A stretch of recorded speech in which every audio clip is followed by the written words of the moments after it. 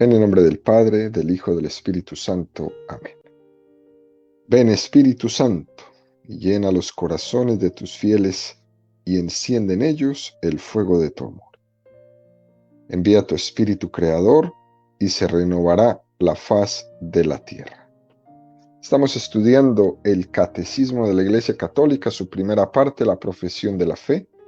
Segunda sesión, la profesión de la fe cristiana, capítulo tercero, creo en el Espíritu Santo. Artículo 12, creo en la vida eterna. Entramos ahora en el tercer apartado, donde el catecismo dedicará 5 números, del 1033 al 1037, al estudio del tema que tiene como título El infierno. Número 1033 del Catecismo de la Iglesia Católica dice: salvo que elijamos libremente amarle, no podemos estar unidos con Dios. Pero no podemos amar a Dios si pecamos gravemente contra Él, contra nuestro prójimo o contra nosotros mismos. Quien no ama permanece en la muerte. Todo el que aborrece a su hermano es un asesino, y sabéis que ningún asesino tiene vida eterna permanente en él. Nuestro Señor nos advierte que estaremos separados de Él si no omitimos socorrer las necesidades graves de los pobres y de los pequeños que son sus hermanos. Morir en pecado mortal sin estar arrepentido ni acoger el amor misericordioso de Dios significa permanecer separados de Él para siempre por nuestra propia y libre elección. Este estado de autoexclusión definitiva de la comunión con Dios y con los bienaventurados es lo que se designa con la palabra infierno. Un texto de este número 1033 del Catecismo muy contundente, ¿cierto? Cabe destacar en este número 2 afirmaciones importantes. Primera afirmación: salvo que elijamos libremente amarle, no podemos estar unidos con Dios. El cielo es aceptar la amistad con Dios y el infierno es rechazarla. ¿Por qué? Porque una amistad no se puede imponer. La única forma de adentrarse en una amistad es aceptarla libremente. A nadie se le puede imponer mi amistad. Solo hay una forma de ir al cielo: amar a Dios libremente. Además, la amistad no es cosa de uno, es cosa de dos.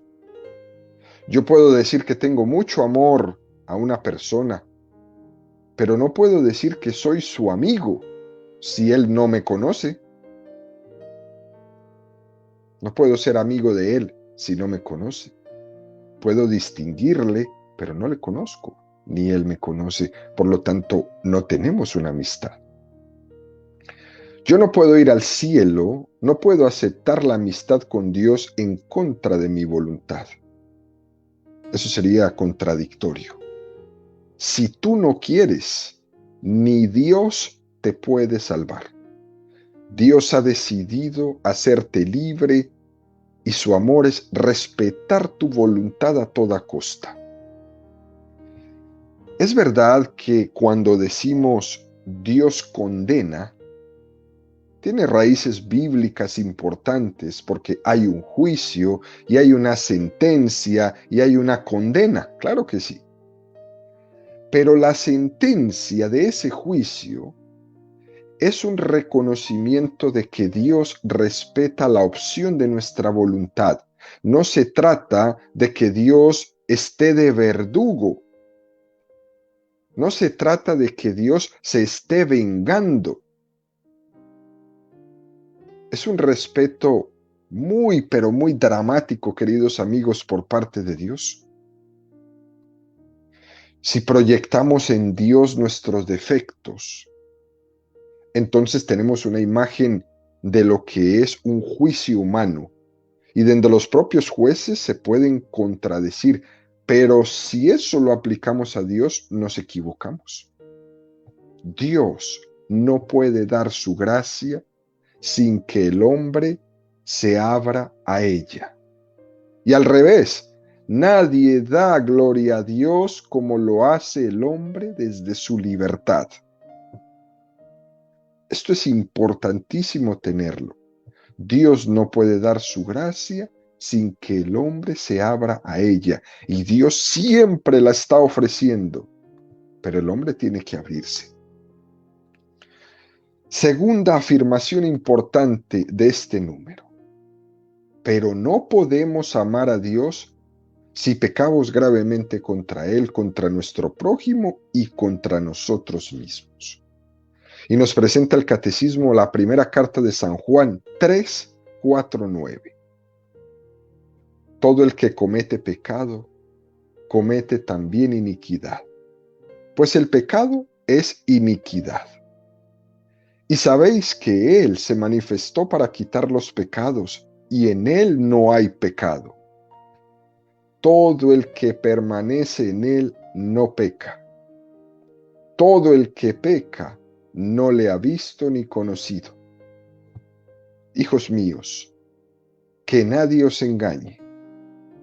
Quien obra la justicia es justo, como Él es justo. Quien comete el pecado es del diablo, pues el diablo peca desde el principio. El Hijo de Dios se manifestó para deshacer las obras del diablo. Todo el que ha nacido de Dios no comete pecado porque su germen permanece en él y no puede pecar porque ha nacido de Dios. Qué texto tan interesante este que nos presenta la primera carta de San Juan. Fíjense cómo se insiste en que estar abiertos a ese amor de Dios que nos ofrece su amistad se tiene que ir traduciendo en nuestras obras. Quien ama no peca. Quien ama no se hace esclavo del pecado. Amor convertido en obras. De alguna manera se rechaza en este texto esas imágenes que podemos tener y que son comunes encontrar de que yo amo a Dios aunque mi vida sea contraria a lo que yo manifiesto. No, no es así. Mi amor se traduce en obras. El que es justo es porque ama la justicia. Mi amor se traduce en obras. Dicho esto, el Catecismo nos presenta el número 1034 que dice: Jesús habla con frecuencia de la gehenna y del fuego que nunca se apaga, reservado a los que hasta el fin de su vida rehúsan creer y convertirse, y donde se puede perder a la vez el alma y el cuerpo. Jesús anuncia en términos graves que enviará a sus ángeles, que recogerán a todos los autores de iniquidad y los arrojarán al horno ardiendo, y que pronunciará la condenación: alejaos de mí, malditos, al fuego eterno. Mateo 25, 41. Y nos añade el Catecismo el número 1035. La enseñanza de la Iglesia afirma la existencia del infierno y su eternidad. Las almas de los que mueren en estado de pecado mortal descienden a los infiernos inmediatamente después de la muerte y allí sufren las penas del infierno, el fuego eterno. La pena principal del infierno consiste en la separación eterna de Dios, en quien únicamente puede tener el hombre la vida y la felicidad para las que ha sido creado y a las que aspira en cada momento. Dos números claros y contundentes en la fe católica. Muchos hombres, muchos predicadores no quieren hablar de esto, pero estos dos números son esenciales y contundentes en nuestra catequesis. Fijémonos que nos dicen que hay penas del infierno. Y Jesús utiliza distintas imágenes. Aunque nosotros en nuestra predicación nos avergoncemos incluso de hablar del infierno, otros pretenden ocultar la doctrina del infierno. Lo cierto es que Jesús no la ocultó. Jesús habló clarísimamente sobre ella. Es más, en 14 ocasiones Jesús habló del infierno. Mateo 5:22. Pues yo os digo, todo aquel que se encolerice contra su hermano será reo ante el tribunal.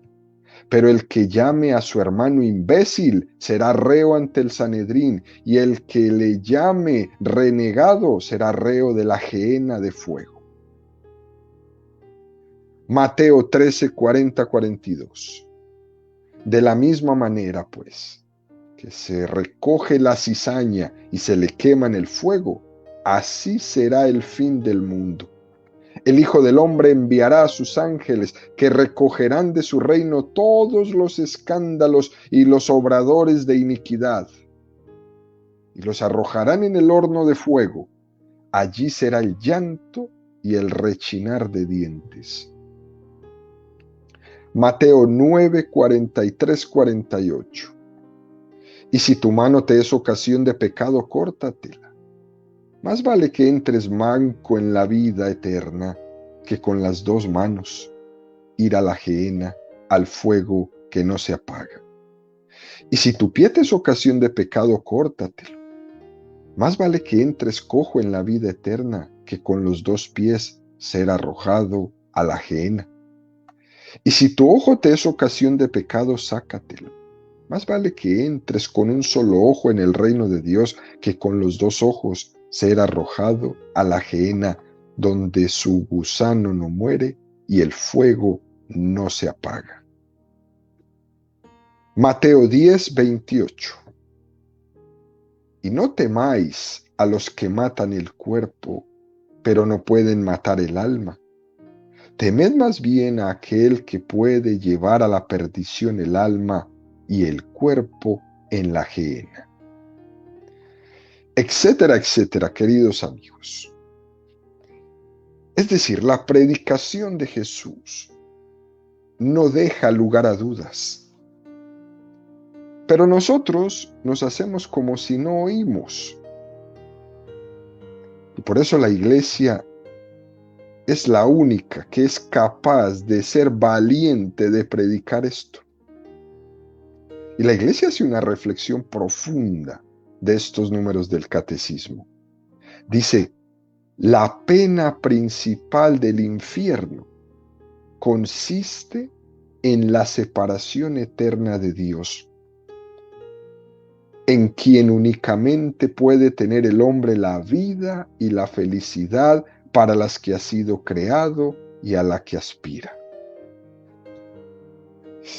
Qué cosa más bonita. Es decir, que el mayor sufrimiento que puede tener el alma es el estado del infierno, el estado de separación de Dios. Por eso ayer hablábamos del purgatorio como misericordia, pero ya en el infierno no. En el infierno es separación de Dios. Es la desesperación de darse uno cuenta que su opción ha sido absolutamente contraria a la felicidad y que toda la vida estuvo buscando la felicidad en el pecado para encontrarse que era justo lo que no tenía que hacer. Pero usted optó, usó su libertad, abandonó a Dios, se creyó inteligente y se hizo bruto. Como dice San Pablo, se hastiaron de su inteligencia y se convirtieron en imbéciles. Eso dice San Pablo. Se ha autoexcluido de la felicidad. El mayor sufrimiento es no ver a Dios. Además que el alma condenada no tiene arrepentimiento. Está endurecida en su opción de maldad. Incluso muchos en el momento de la muerte reafirman esa opción. En la teología se ha distinguido dos cosas. A una que se le llama la pena de daño y a otra que se le llama la pena de sentido. La pena de daño es el sufrimiento del alma por el rechazo de Dios. Es la obcecación por rechazar tu bien. Y la pena de sentido es el sufrimiento del alma de quien se ha cerrado al amor. Muchos santos, a través de la historia de la Iglesia, han hablado de estas penas de sentido.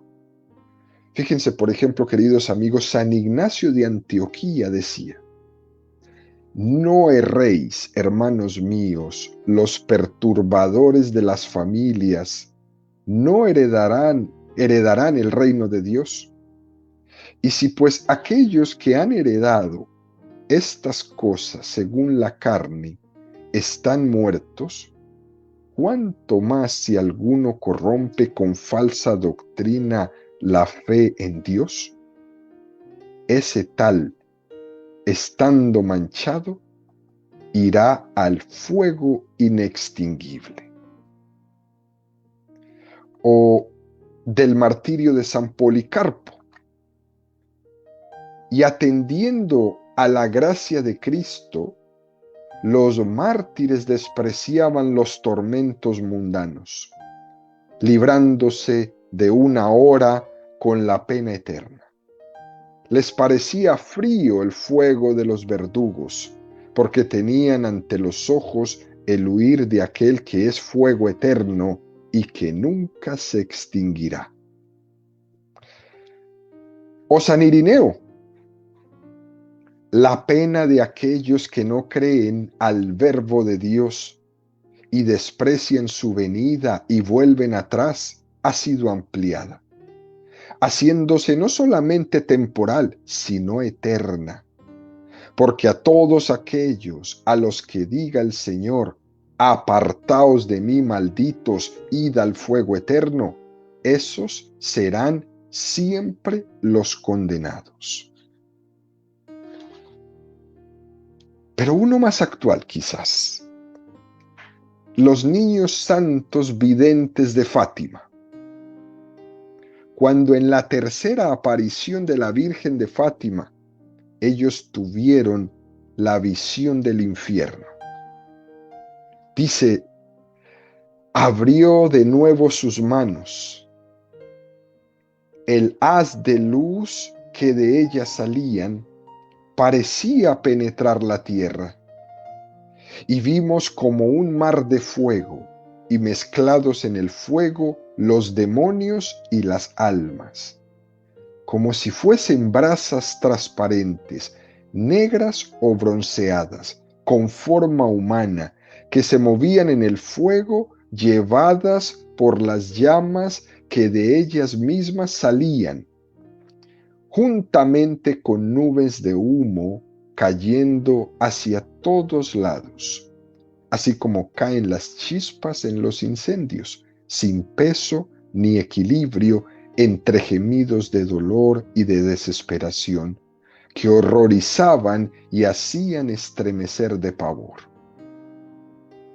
Aterradas, levantamos la mirada hacia Nuestra Señora, quien nos dijo con bondad y tristeza: cuando recéis el rosario, decid después de cada misterio: Oh Jesús mío, perdona nuestros pecados, líbranos del fuego del infierno, lleva al cielo a todas las almas, especialmente a las más necesitadas de tu misericordia.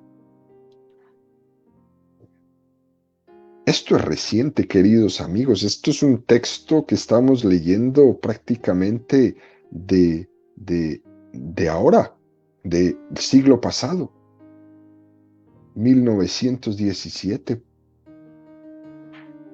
Cuando se habla de las penas de sentido en la otra vida, hay un misterio que se nos escapa. Porque no estamos hablando de un cuerpo material, porque hablamos de las almas en el infierno, de las que no están unidas a su cuerpo resucitado.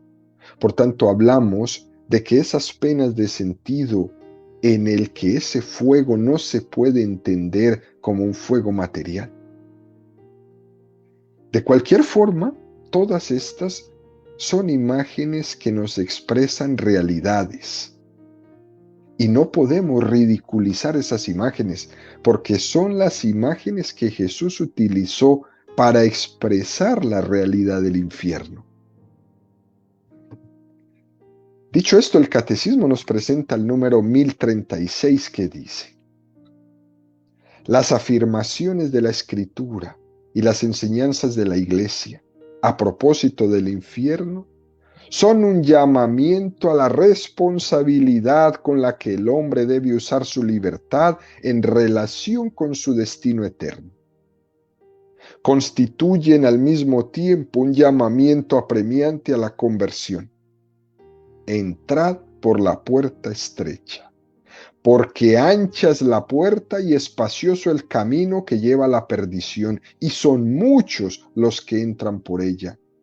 Mas qué estrecha es la puerta y qué angosto el camino que lleva a la vida, y pocos son los que la encuentran. Nos presenta el Catecismo, junto a este número, un texto de la Lumen Gentium del Concilio Vaticano II que tantas veces hemos mencionado en este Catecismo. Dice: como no sabemos ni el día ni la hora, es necesario, según el consejo del Señor, estar continuamente en vela, para que así, terminada la única carrera que es nuestra vida en la tierra, mereceremos entrar con Él en la boda y ser contados entre los santos, y no nos manden ir, como siervos malos y perezosos, al fuego eterno, a las tinieblas exteriores, donde habrá llanto y rechinar de dientes. Qué texto más precioso. Fijémonos que empieza diciendo: las afirmaciones de la Escritura y las enseñanzas de la Iglesia a propósito del infierno son un llamamiento a la responsabilidad. Qué cosa tan bella. Es decir, a tomarnos en serio nuestra responsabilidad, porque no puede haber libertad sin responsabilidad. Así como tenemos la Estatua de la Libertad en la costa este de los Estados Unidos, tendríamos que tener allá en California, en la costa oeste, una estatua dedicada a la responsabilidad, porque cuando hay libertad sin responsabilidad, hay desequilibrio. Por eso a lo mejor es que estamos ya casi de cabezas, porque tenemos la Estatua de la Libertad, pero no está la de la responsabilidad para que se mantenga el equilibrio. No hay equilibrio en nada. Cada día estamos más desequilibrados. Mucha libertad, mucha libertad. Todo el mundo reivindica libertad, pero nadie responsabilidad. Nuestros hijos nos dicen: déjame ser libre, pero ninguno nos dice: déjame ser responsable. Ninguno. Solo piden libertad. En todas las opciones que tomemos, tenemos que aprender a distinguir entre un camino y el otro. el amplio o el estrecho. Mateo 7, 13, 14. Entrad por la puerta estrecha, porque ancha es la puerta y espacioso el camino que lleva a la perdición, y son muchos los que entran por ella. Mas qué estrecha es la puerta y qué angosto es el camino que lleva a la vida, y pocos son los que la encuentran. Se nos advierte que lo fácil es dejarse llevar por el camino de la condenación.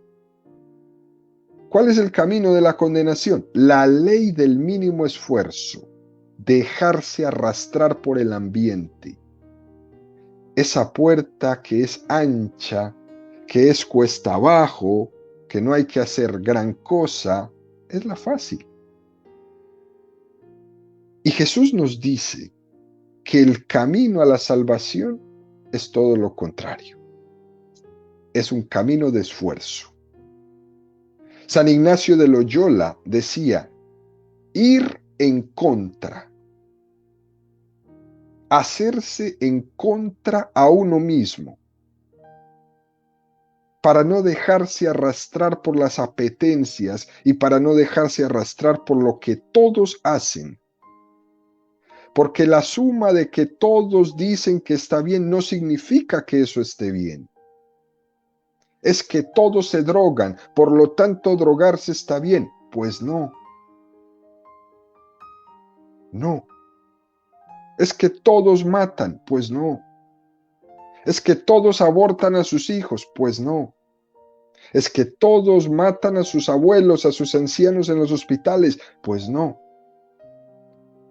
La salvación supone una negación de nosotros mismos. Quien no se niegue a sí mismo y no cargue con su cruz no es digno del reino de los cielos. Jesús no dice tanto si son muchos o si son pocos los que se salvan, realmente no lo dice, pero lo que sí dice es la opción de responsabilidad, de que es importante no dejarnos arrastrar, ser nosotros mismos, remar contracorriente. Y si todos me dicen que estoy mal siguiendo el Evangelio, yo no puedo decir que estoy mal porque soy el único entonces que sé que estoy en la verdad. Y yo le tengo que creer a Jesús primero que al mundo, aunque todos me pinten el mundo de otra manera. Eso es ir contracorriente. Lo más fácil es unirse a la corriente. Yo no quiero problemas, dicen muchos. Yo me lavo las manos, yo mejor me uno. ¿Para qué voy a...? No, no, no. Aquí hay que ir contracorriente. Por eso a la iglesia la odian. Porque es la única que va contracorriente. Todos a abortar, y la iglesia es la única que se para y dice no, y vamos a marchar, y vamos a luchar, y vamos a escribir, y vamos a predicar, y vamos a decir que primero es la vida, y la odian, con el odio más increíble, con el deseo de acabarla cuanto antes, porque es la única que tiene los pantalones bien puestos para enfrentarse al mundo entero. Y la tratan de retrógrada, de que no quiere al hombre, de que no quiere a la mujer, de que somos unos machistas, de que somos unos homofóbicos, de que somos... De todo nos tratan.